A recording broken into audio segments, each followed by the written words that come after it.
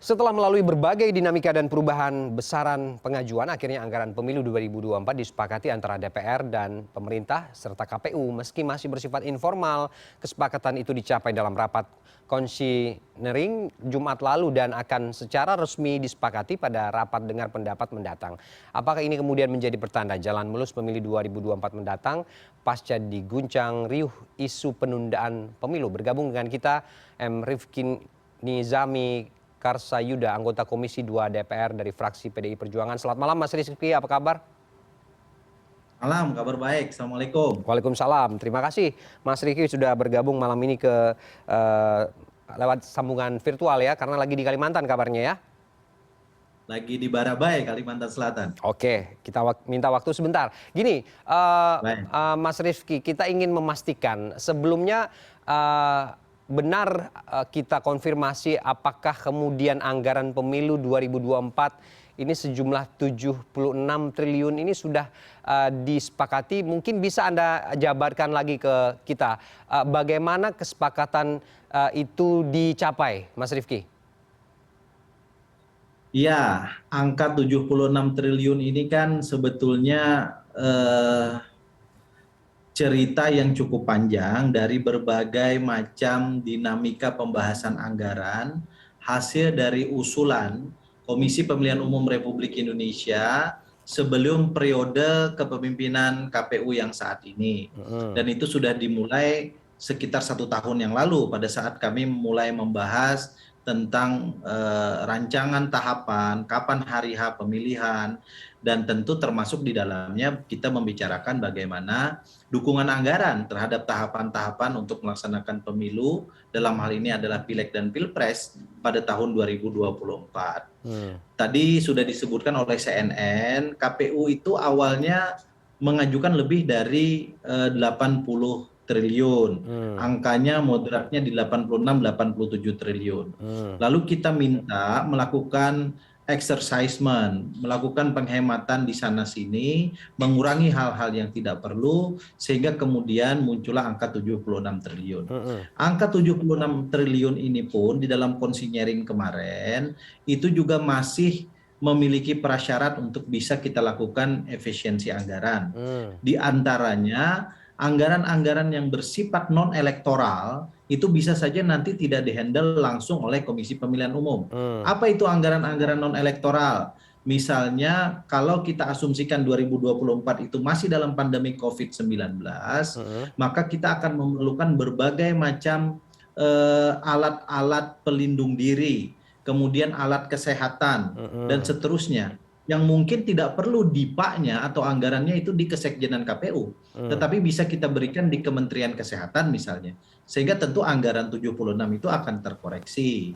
Nah, belum lagi anggaran-anggaran yang lain, misalnya soal pembangunan sarana prasarana perkantoran KPU di lebih dari 500 provinsi, kabupaten, kota, yang walaupun tidak semua harus dibangun, tapi harus ada yang direhab dan segala macam.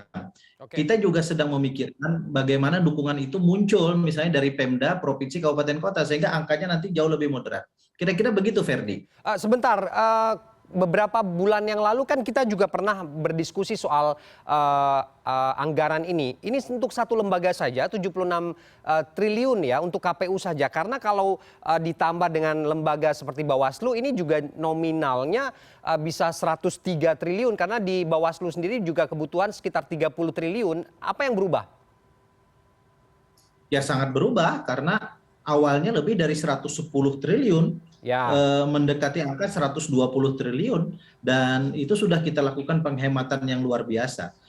Di Bawaslu pengurangannya hampir 5 triliun gitu. Dan sekali lagi angka 76 triliun dan 30 triliun lebih di Bawaslu itu masih dengan catatan kalau ada dukungan sarana prasarana dari pemerintah daerah, provinsi, kabupaten, kota, misal soal sarana pergudangan pengarsipan, surat suara, yang selama ini itu harus disewa oleh KPU sendiri, karena KPU tidak semua tempat memiliki sarana prasarana itu tentu angkanya besar karena jumlahnya ada di lebih dari 550 daerah otonomi di Indonesia. Nah, karena itu dalam konsinyering kemarin angka 76 ini angka moderat yang kita sepakati, kita sepahami dengan catatan-catatan itu, dan dalam beberapa waktu ke depan pemerintah, DPR dan penyelenggara pemilu sedang berkonsultasi, berkoordinasi dengan jauh lebih efektif dengan berbagai kementerian lembaga negara yang lain untuk kita bisa di satu pihak menyelenggarakan pemilu dengan baik, tapi efektivitas dan efisiensi anggaran bisa tercapai sebagaimana harapan kita bersama. Oke, karena saya berpikir tadi kalau hanya untuk satu lembaga tidak ada yang berbeda dengan apa yang kita peroleh dari informasi sebelumnya beberapa bulan yang lalu, bahwa untuk KPU saja memang angkanya berkisar di 76 triliun dan Bawaslu 30 triliun. Jika dijumlah ini 100 lebih ya, 103 triliun atau 104 triliun begitu. Jadi mungkin memang masih informal sifatnya, artinya bisa diutak-atik. Kalaupun kemudian belum formal ini, kapan kira-kira kesepakatan ini akan disahkan, Mas Rifki? 14 Juni 2022 kita harus memasuki tahapan pemilu tahun 2024. Dan karena itu 14 Juni itu satu peraturan yang mendasari tahapan, baik itu PKPU maupun Perbawaslu harus disahkan. Dan kalau tahapannya disahkan, maka tentu operasionalisasi dari tahapan, dalam hal ini anggaran, harus kita sepakati bersama. Dan karena itu kita masih punya waktu sekitar 2 minggu ke depan untuk melakukan exercisement semua ini. Yang paling penting, Ferdi, kalau kita bicara soal besar kecil anggaran itu menjadi sangat relatif. 76 triliun ini sebagaimana tadi disampaikan, itu kan dicicil dalam 3 tahun masa anggaran. APBN 2022 itu sekitar 8,5 triliun. APBN 2023 23 triliun. APBN 2024 itu nanti menjadi 44 triliun. Kalau kita boleh bandingkan, mohon maaf, walaupun tidak apple to apple, dengan BIPA dari kementerian lembaga yang lain, misalnya pembangunan infrastruktur fisik di Kementerian PUPR, itu angkanya 150 sampai 180 triliun per tahun. Nah, sehingga kemudian infrastruktur demokrasi dan pemerintahan bernama pemilu ini juga patut menjadi perhatian kita bersama. Kata kuncinya menurut pandangan kami di Komisi 2 bukan sekedar soal besar kecilnya, tapi efektivitas dan efisiensinya, serta transparansi dan akuntabilitas. Memang, mungkin saya harus tambahkan sedikit, memang ada peningkatan yang cukup tajam dibanding penyelenggaraan pemilu 2019. 2019 itu angkanya di 24 triliun untuk KPU. Sekarang naik jadi 76. Kenapa? Karena kita ingin memanusiakan petugas-petugas pemilu di tingkat lapangan yang bersifat ad hoc. Tahun 2019 itu petugas KPPS honorariumnya Rp500.000 bekerjanya 1 bulan. Sekarang kita naikkan menjadi Rp1.500.000. Kita mengalami musibah besar secara nasional. Ratusan KPPS meninggal pada 2019. Dan sampai sekarang santunan yang diberikan oleh pemerintah juga sebagian belum tersalurkan dengan baik. Kita tentu juga harus mengedepankan hal-hal seperti ini agar jangan sampai kita bicara pentingnya demokrasi, tapi kemudian para petugas demokrasi kita di lapangan tidak kita proteksi dengan baik. Baik, karena kenapa kemudian perlu disampaikan soal ini, Mas Rifki? Presiden kan juga beberapa waktu lalu juga mengatakan bahwa mari menyederhanakan kalau memang perlu semua tahapan ini dipangkas, karena bukan saja nanti berdampak kepada kos politiknya, tapi juga bagaimana memastikan situasi hari ini juga masih belum menentu begitu. Jadi anggaran itu lebih baik ya walaupun jumlahnya tidak terlalu besar, tapi tetap efektif dan outputnya juga bisa efisien begitu seperti yang Anda sampaikan tadi, Mas Rifki. Ya, saya sepakat betul. Dan 9 fraksi di Komisi 2 DPR RI persis pandangannya seperti apa yang Ferdi sampaikan. Karena itu kita mengemukakan opsi tadi, anggaran-anggaran di luar elektoral kita keluarkan nanti dari KPU dan Bawaslu. Ya, hal-hal yang bersifat infrastruktur itu kalau perlu jangan dibebankan dengan KPU dan Bawaslu.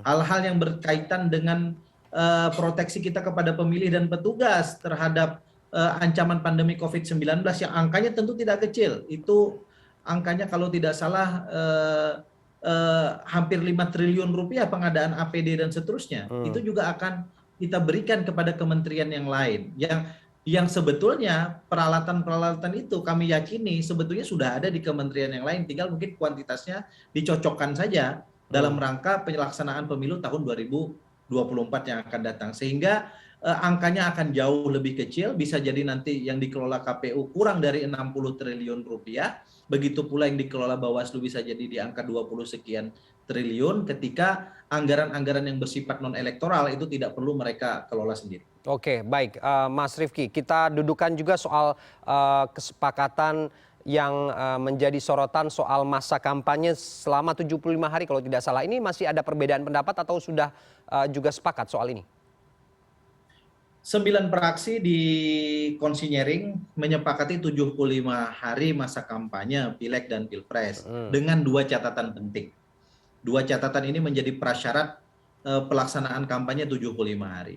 Yang pertama, kita ketahui bahwa pelaksanaan masa kampanye itu berhimpitan dengan pelaksanaan pengadaan barang dan jasa logistik pemilu, termasuk pendistribusiannya. Ya. Sehingga selama ini masa kampanye dibuat cukup lama untuk memastikan juga pada pihak yang lain agar pencetakan surat suara dan lain-lain termasuk pendistribusiannya itu bisa sampai betul-betul ke tingkat TPS sebelum pelaksanaan pungut hitung suara atau hari H pemungutan. Mhm. Nah, kita menginginkan ada peraturan yang baru agar kemudian proses pengadaan logistik pemilu itu bisa lebih efektif, lebih mudah, lebih efisien, namun tetap akuntabel dan transparan. Mhm. Misalnya penggunaan elektronik katalog misalnya, Mhm. yang bisa digunakan dalam proses ini. Yang kedua, selama ini pencetakan itu tersentra di pusat.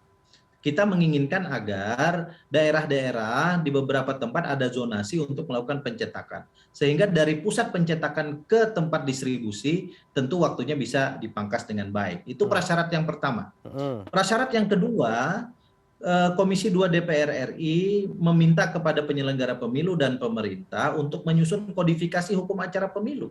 Karena pada saat kampanye itu sengketa kepemiluan terutama yang berada di Bawaslu plus sengketa yang ditangani oleh PT UN di bawah Mahkamah Agung itu memakan waktu lebih kurang 40 hari kerja.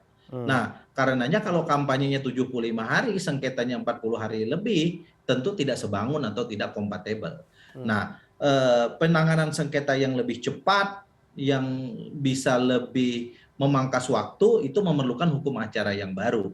Karenanya kami memberikan prasyarat hukum acara yang baru yang lebih berkepastian hukum di satu pihak namun di pihak yang lain memerlukan waktu yang lebih cepat, Mhm. itulah yang menjadi prasyarat pelaksanaan kampanye yang lebih singkat dibanding usul KPU 120 hari awalnya, kemarin mereka mengusulkan 90 hari misalnya. Mhm. Nah, dua hal itulah Ferdi dan pemirsa sekalian yang kira-kira dibutuhkan agar kita semua bisa melaksanakan kampanye yang lebih cepat, lebih ringkas dan seterusnya.